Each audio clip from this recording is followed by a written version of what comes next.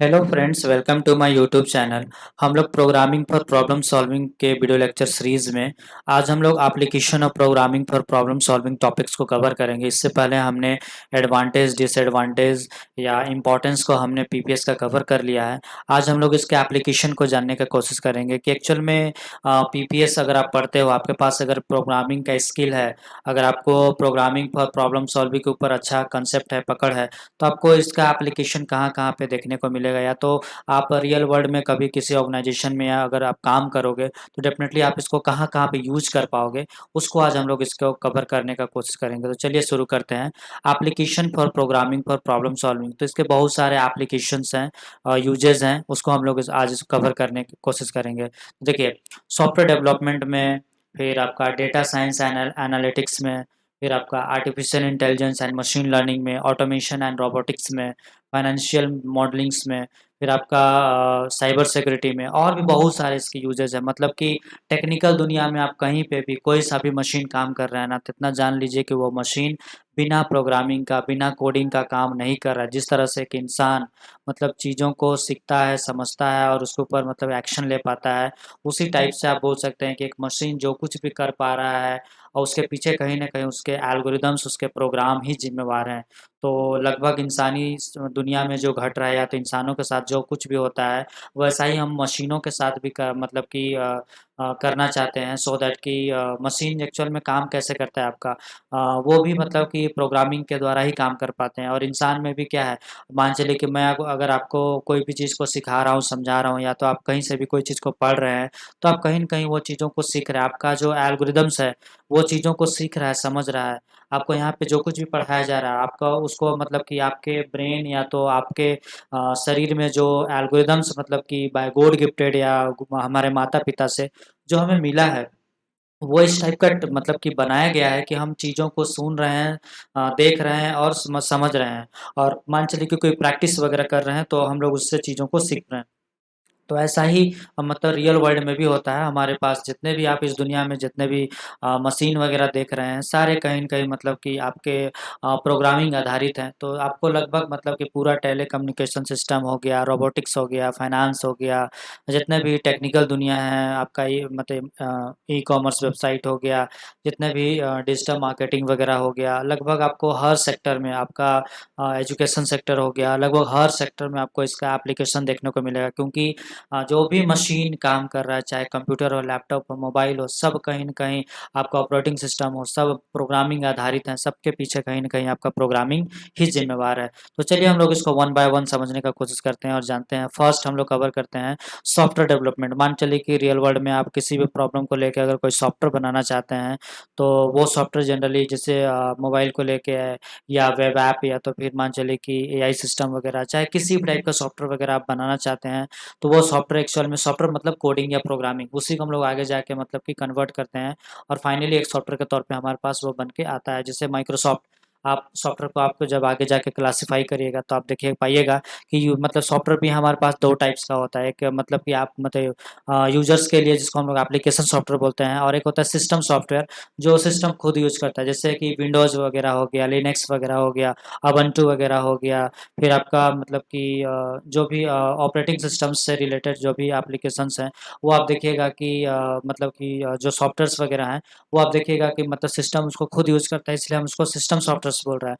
और application softwares में क्या होता है कि जिसको यूज़र खुद यूज़ करता है, उसको हम लोग एप्लीकेशन सॉफ्टवेयर्स बोल रहे हैं। जैसे माइक्रोसॉफ्ट हो गया, एक्सेल हो गया, गूगल पे, फ़ोन पे, WhatsApp, Facebook, Twitter, Insta, Telegram, फिर आपका जितने भी सारे चीज़ें हैं, ट्विटर्स वगैरह हो गया, तो ये सारे जितने भी एप्लीकेशंस बनाए गए हैं, तो ये मतलब यूज़र के लिए बनाए गए हैं। तो ये सारे जितने भी आप सॉफ्टवेयर्स का नाम सुनते हैं ना, सब एक्चुअल में प्रोग्रामिंग आधारित है। इसके पीछे का बैकग्राउंड्स मतलब कि सब कोड पे काम कर रहा है। इसके पीछे एक भाषा लिखा गया है, वही भाषा मतलब कि ये बताता है कि ये सॉफ्टवेयर को कैसे मतलब कि एग्ज़ीक्यूट होना है, कैसे उसको रन करना है।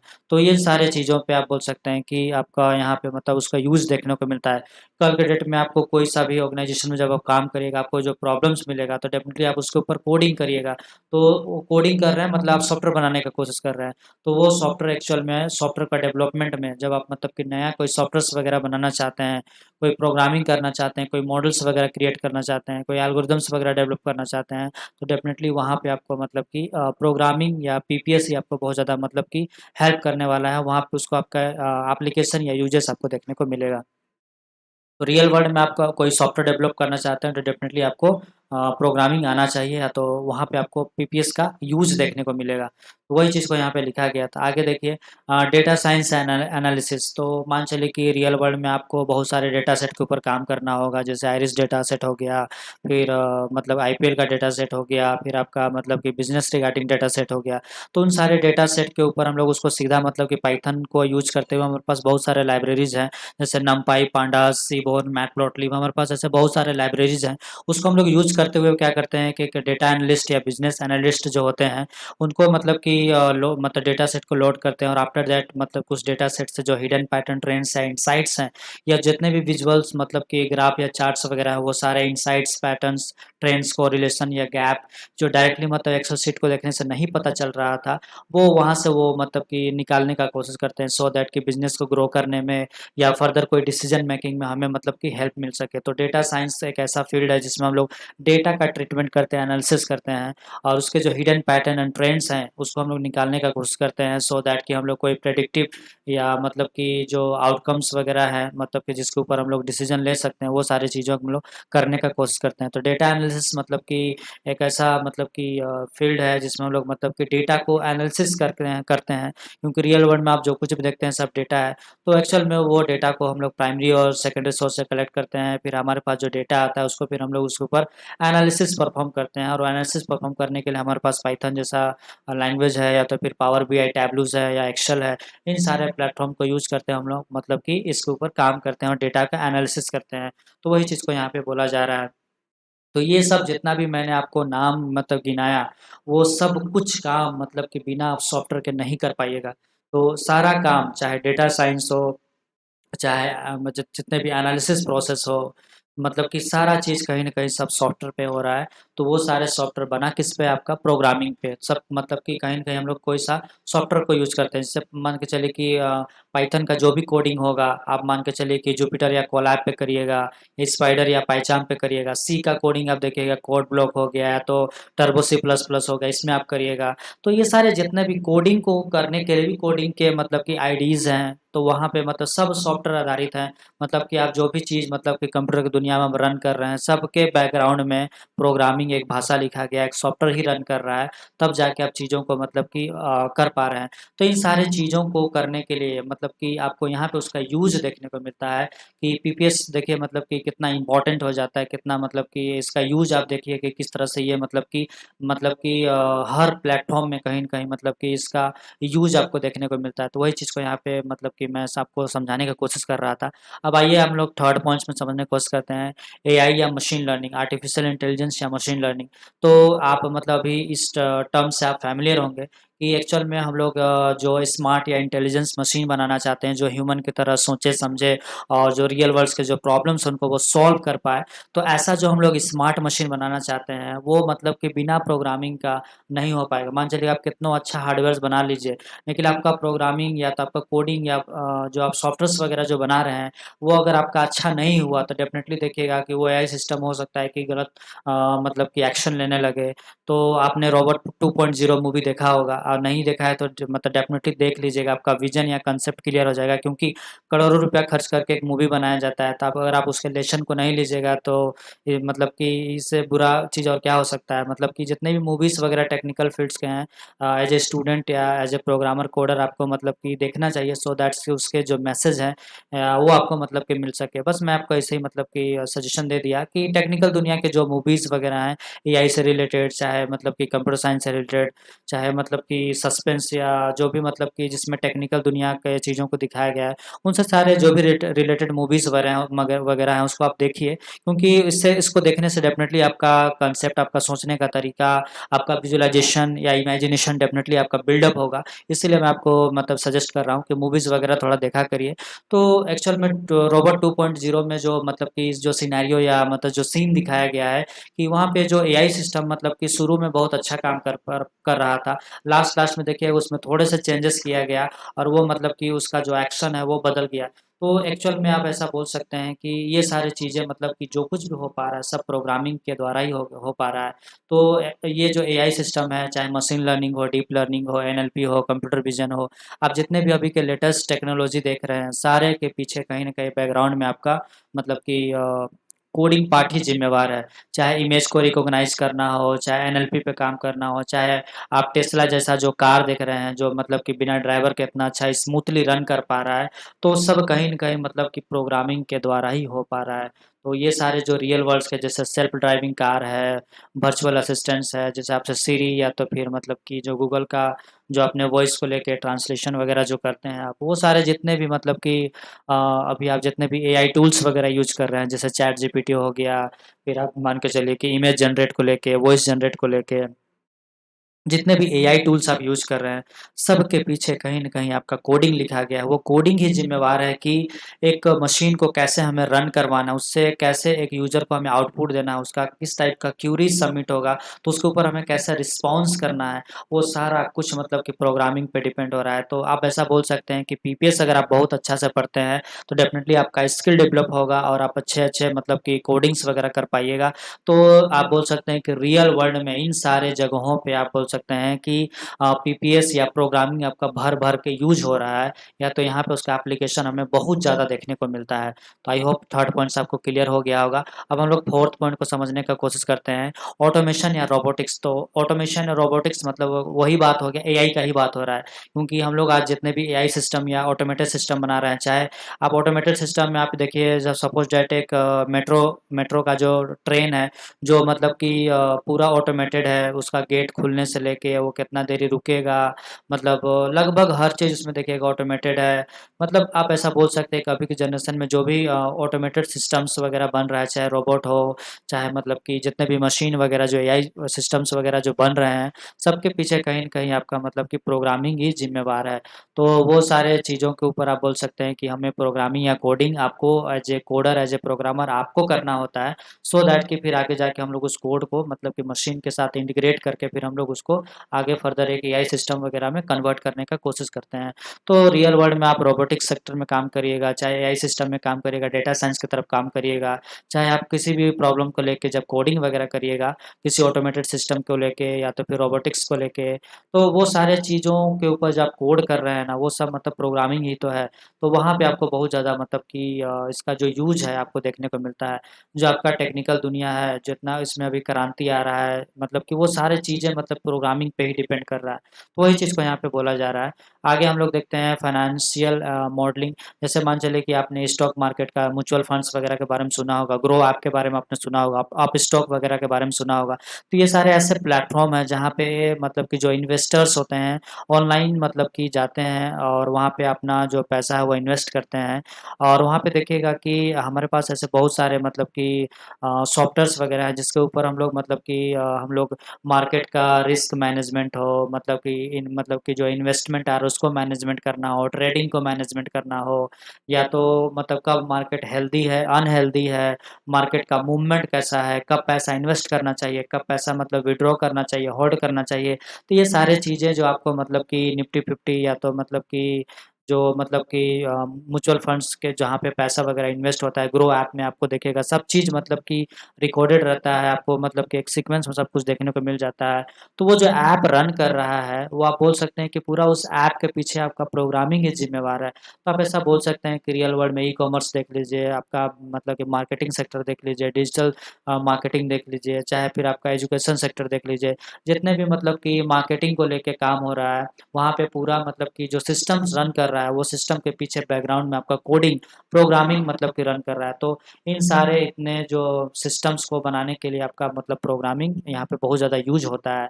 तो यहाँ पे बोल सकते हैं कि इन सारे जगहों पे फाइनेंस में आपका मतलब कि फाइनेंशियल सेक्टर में आप मतलब कि जितने भी ऑटोमेटेड सिस्टम वगैरह देख रहे हैं, जो मशीन के द्वारा आजकल किए जा रहे हैं, तो सारे मतलब कि आपके प्रोग्रामिंग आधारित हैं, सब मतलब प्रोग्रामिंग के द्वारा हो रहा है। नेक्स्ट हम लोग देखते हैं साइबर सिक्योरिटी।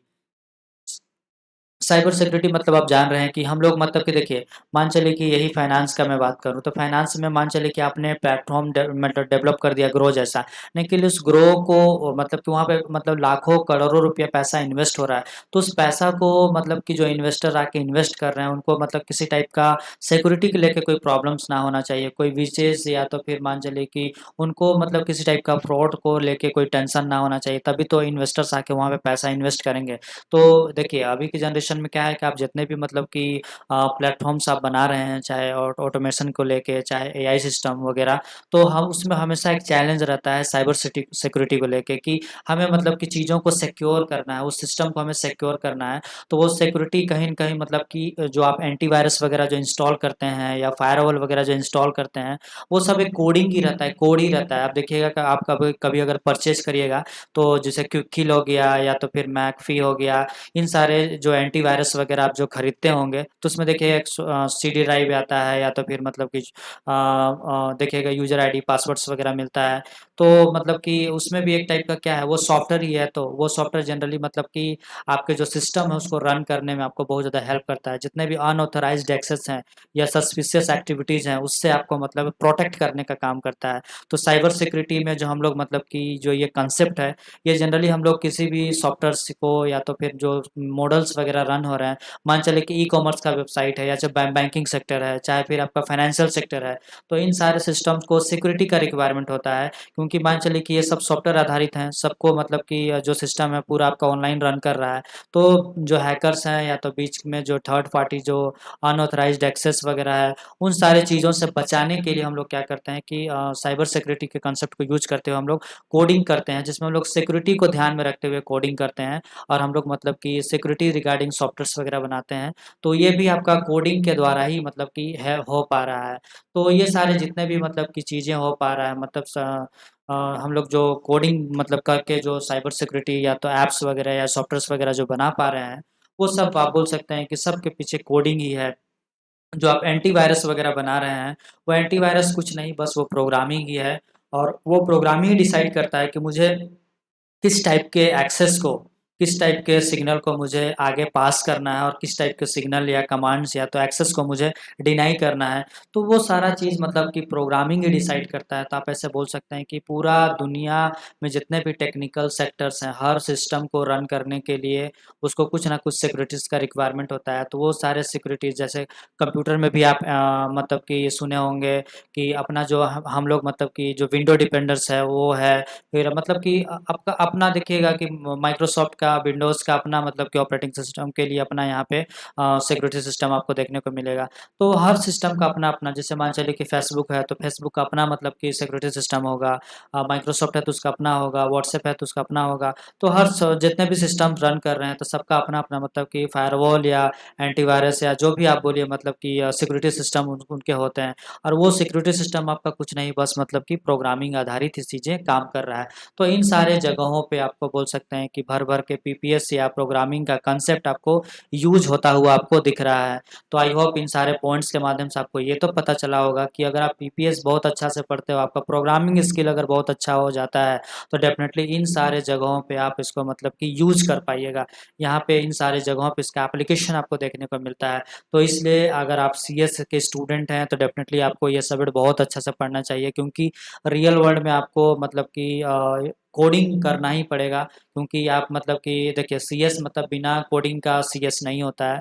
तो आपको मतलब कि कोडिंग पार्ट को मतलब कि अच्छे से सीखना ही होगा। तो इसलिए ये सब्जेक्ट को मतलब कि जो भी है मैं आपको बहुत इसको मतलब डिटेल में सब कुछ एक्सप्लेन कर रहा हूँ, सो दैट कि आगे हम लोग बहुत सारे टेक्निक पढ़ेंगे जिसमें हम लोग कैसे प्रॉब्लम मतलब क्रिएट करते हैं। उस प्रॉब्लम के ऊपर हम लोग कैसे सबसे पहले देखिए, मान चलिए कि रियल वर्ल्ड में आपके सामने प्रॉब्लम्स आएगा, उस प्रॉब्लम पे हम लोग एल्गोरिदम्स, फिर फ्लो चार्ट्स, फिर लास्ट में हम लोग सूडो कोड्स, फिर उसके बाद फाइनल स्टेप में हम लोग प्रोग्रामिंग करते हैं। तो ये सारे बहुत सारे स्टेप्स होते हैं, वो सारी चीज़ हम लोग आगे जाके कवर करेंगे।